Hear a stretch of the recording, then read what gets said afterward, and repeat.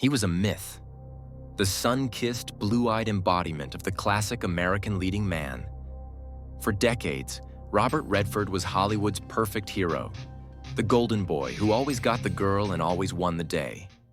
But behind the iconic image was a man at war with his own fame. A man who once said, "Image is crap." He was the biggest movie star in the world, and he hated being a celebrity.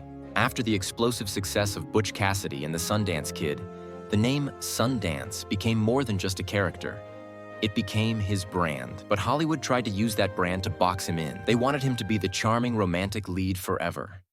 He spent the next decade actively fighting against it, taking on roles that defied his image. He had to convince studios he could be a rugged mountain man and even a jaded political journalist.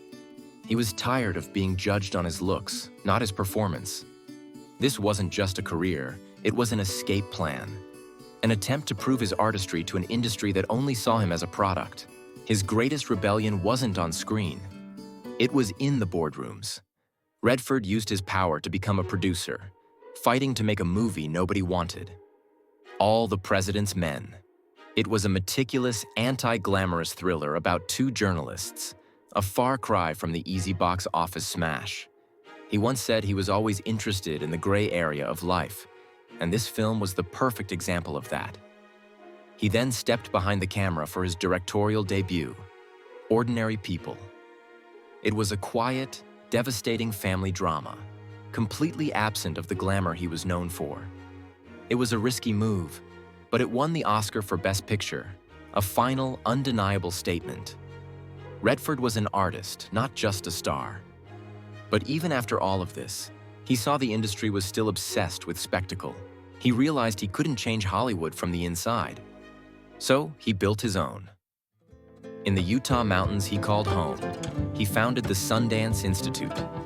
The name, a reference to his most famous role, was now repurposed for a new rebellion. His goal was to create a sanctuary where new filmmakers could find their voice and tell stories that were too risky for the studios. He took over an obscure film festival and built it into the Sundance Film Festival. This was the ultimate pivot. The man who was once the face of blockbuster cinema became the architect of its greatest competition. Sundance launched a revolution, giving us the Coen Brothers, Kevin Smith, Quentin Tarantino, and so many more. Redford proved that the most important stories weren't found on a Hollywood backlot, but in the minds of artists who were willing to take a risk. His legacy is not the golden boy he once was, but the man who used his celebrity to empower every artist Hollywood ignored.